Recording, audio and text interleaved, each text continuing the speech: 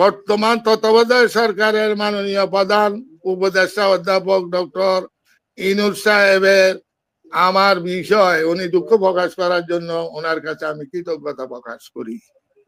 একটা বিষয় আমি আবার প্রতিবাদ করি, যেটা মার্ডার মামলা বলছে। আমি একটা বীর মুক্তিযোদ্ধা, ওই বীর মুক্তিযোদ্ধার সন্তান তার আত্মীয় স্বজন মার্ডার করতে পারে না। যাকে মার্ডার করছে দেখাইছে আবু বকর সিদ্দিক রানা, সে আন্তঃজেলা বাস দেখাচ্ছিল।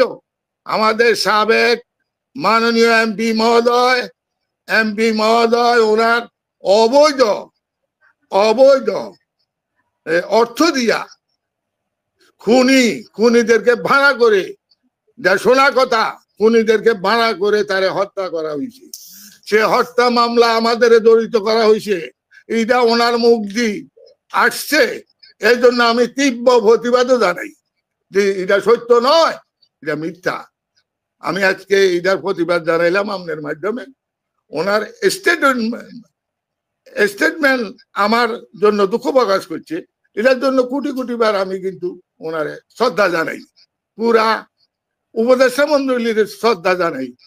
সারা বাংলাদেশের মুক্তিযোদ্ধাদের উনি সম্মান করছে, কিন্তু যে মার্ডার মামলার কথাটা আনছে সেটা কিন্তু সম্পূর্ণ মিথ্যা। ওনার কেউ হয়তো বুঝেছে, হয়তো প্রশাসনিক ভাবে ওনার কাছে তথ্য গেছে।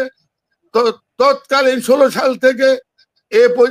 সাল থেকে 2 বছরের মধ্যে আমাদের বিরুদ্ধে 9টা মামলা হয়েছে। তখন মুজিবুল হক সাহেব দিছে।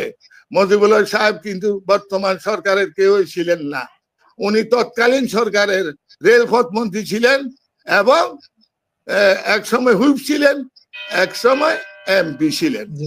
তাই আজকে আপনার কাছে আমার প্রশ্ন, আমি কেন মার্ডার শব্দ আসলে আমার তখন হোশ থাকে না, যে আমি মনে হয় যে আত্মহত্যা করি। কারণ এটা পুরাটাই হইলো মুজিবুল হকের একটা সাজানো নাটক। সেই নাটকের প্রতিহিংসার শিকার হয়েছি আমরা, বাপ বেটা সহ 20 জন। টোটাল 9 মামলায় 126 জন। এবং আপনাকে এও স্মরণ করে দিই, এই মামলাগুলা মোকাবিলা করি এ পর্যন্ত 5টা মামলা মিথ্যা প্রমাণ হয়েছে, আর 4টা মামলা রয়েছে।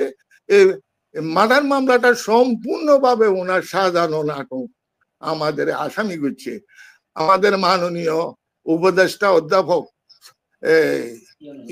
ইউনূস সাহেবের আমি সুদৃষ্টি কামনা করি যে উনি যে শব্দ এখানে আনছেন এটা যাতে সারা বাংলাদেশের মুক্তিযোদ্ধাদের মনের মণিকূটার থেকে উনি ভালোবাসা নেওয়ার জন্য এই মুজিবুল হকের বানানো রটা আপনার ওনার পরিকল্পিত এই যে এটা রানা হত্যা মামলা আমাদের আসামি করা হয়েছে, এটা টোটালি 100% মিথ্যা।